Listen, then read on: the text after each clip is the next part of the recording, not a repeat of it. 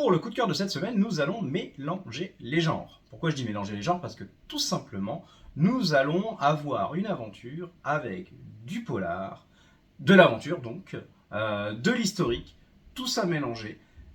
Et je dois avouer que c'est quelque chose qui n'est pas forcément évident à faire, surtout quand il s'agit d'une adaptation littéraire. Car oui, c'est de ça qu'on va parler. Alors, adaptation littéraire, vous le savez, c'est pas loin d'être casse-gueule comme exercice, hein, tout le monde n'y arrive pas. Et je dois avouer que l'éditeur chez qui est sorti cet album est un peu coutumier du fait. Non pas du casse-gueule, mais plutôt de la réussite, en tout cas de la réussite d'adaptation littéraire, puisque franchement, c'est pas la première fois qu'on a des titres à eux mis en avant, sans forcément qu'ils soient mis en coup de cœur, mais franchement, ils réussissent plutôt bien le tableau. Alors, quel est cet album? Eh bien, tout simplement, c'est Le Loup des Cordeliers. Alors pour ceux qui sont aussi lecteurs de romans, vous devez vous souvenir peut-être de ce titre, tout ça parce que c'est tout simplement un titre d'un romancier français qui est Henri Lovenbruch. Alors ce romancier, il touche aussi un petit peu à tout, hein. On peut dire qu'il y a de la fantaisie, on peut dire qu'il y a du polar, de l'aventure, de l'ésotérie. Voilà, en fonction de ce qu'il fait, il y a vraiment des genres très différents. Donc au final, ça colle très très bien à l'univers de la bande dessinée qui est très pluriel. Mais bon, fallait-il encore avoir des auteurs qui tiennent le pavé? Et là, en l'occurrence, je dois avouer que Philippe Thirault et Damien Jacob ont vraiment réussi leur pari. C'était pas évident. Alors, qu'est-ce que c'est que cette histoire? Le Loup des Cordeliers. Alors déjà, vous allez voir qu'on va avoir une ambiance un petit peu médiévale. Alors, quand je dis médiéval, oubliez tout de suite chevalier, etc. C'est médiéval contemporain, on est vraiment à la fin et la transition, pour la simple et bonne raison que cette histoire va se passer quelques mois avant la Révolution. Oui, la fameuse Révolution française. Donc, autant vous dire qu'on a un contexte qui permet de faire plusieurs choses et surtout de créer pas mal d'intrigues. Et là, en l'occurrence, qu'est-ce qu'on va avoir? En fait, on va suivre l'histoire d'un journaliste. Voilà, un journaliste, Gabriel Joly. Alors, lui, il a qu'une envie, résoudre des meurtres, être sur les crimes, suivre les crimes, etc. Sauf que voilà, on lui demande des critiques théâtrales, des critiques littéraires. Ça le gonfle, mais ça le gonfle. Sachant qu'il vous couche ça sur le papier en 2 secondes, et le culot de ne pas avoir regardé la pièce ou autre quand il fait ça, c'est quand même assez gonflé, sachant que son employeur voudrait bien le foutre à la porte.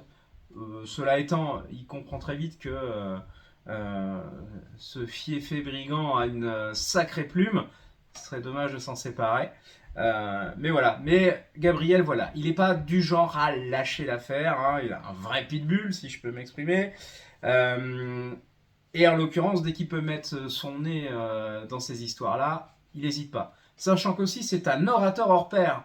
Donc quand il s'agit de prendre la défense de quelqu'un, il n'hésite pas. Et sa verve a vite fait de vous embrouiller. Il aurait pu être avocat, hein, il a ce qu'il faut. Euh, donc ça, c'est assez drôle aussi. Il a de l'aplomb, il a du culot, un petit côté Jean Foutiste quand même. Les règles, bon, c'est pas forcément avec lesquels il s'embarrasse, mais pourquoi pas? C'est un ensemble qui va lui permettre de frayer à une époque qui est quand même particulièrement changeante et dangereuse. Autant dire que là, va y avoir pas mal de petites choses. Sauf que voilà. Pourquoi lui est aussi important? Parce qu'il va s'intéresser à une série de crimes un petit peu particulière. En tout cas, au départ, à un crime qui l'intéresse, à savoir un meurtre. Et puis pas n'importe quel meurtre, hein, puisque on parle de personnes qui ont été attaquées, sauvagement décapitées. On parle aussi d'agression avec un animal. Et là, en l'occurrence, c'est un petit peu plus compliqué. Mais ça l'intrigue.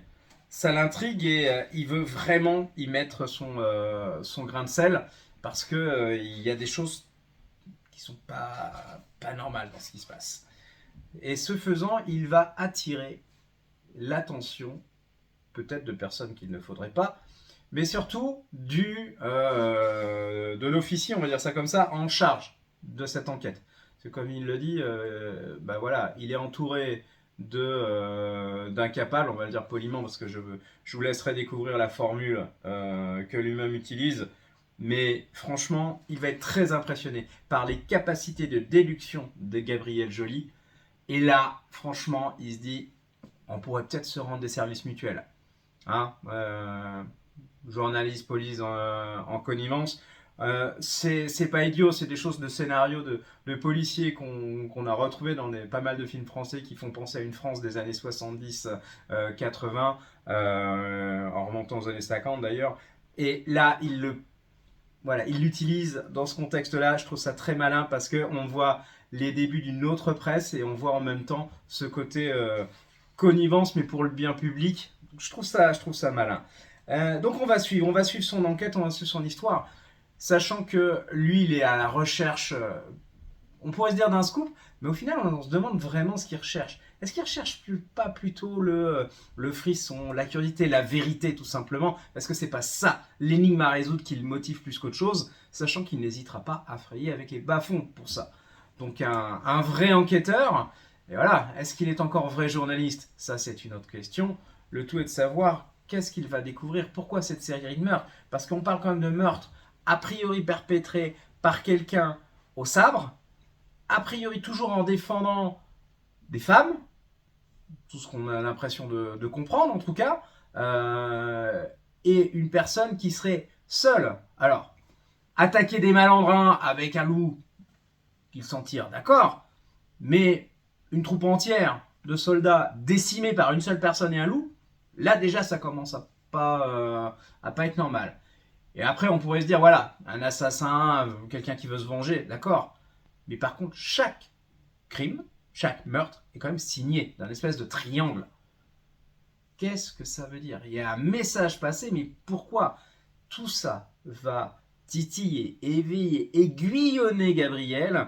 Lui cherche à tout prix à savoir tout et il est prêt à aller dans les plus bas fonds jusqu'aux plus hautes sphères pour essayer de comprendre ce qui se cache derrière. Donc très sincèrement, à découvrir parce qu'on retrouve, il y a un petit côté capé épée parce qu'on a encore cette période médiévale, même si c'est pas vraiment le cas. Il y a un côté aventure, il y a un côté policier, ce côté historique est franchement pas désagréable. L'enquête est bien menée. Bien sûr, il y aura une suite, mais franchement, déjà, il y a des résolutions qui rebondissent sur d'autres questions, bien entendu. Mais vraiment, c'est prenant, c'est passionnant. On est sur le roman historique des paysans et plaisant comme on aime le lire en fait, et on le retrouve en bande dessinée très bien. Donc ça, c'est vraiment parfait. Donc franchement à découvrir, c'est un bon moment de lecture à passer, un bon moment de détente. Hein, les vacances se rapprochent, l'été se rapproche, donc moi ça me semble tout parfait, comme on dit. Donc tout simplement à découvrir. Donc si vous avez besoin d'en parler, bah, vous savez tout simplement où nous trouver. Hein. Toujours est-il qu'en attendant, moi je vais vous souhaiter une bonne découverte, une bonne lecture. Et puis comme d'habitude, à bientôt. Allez, au revoir.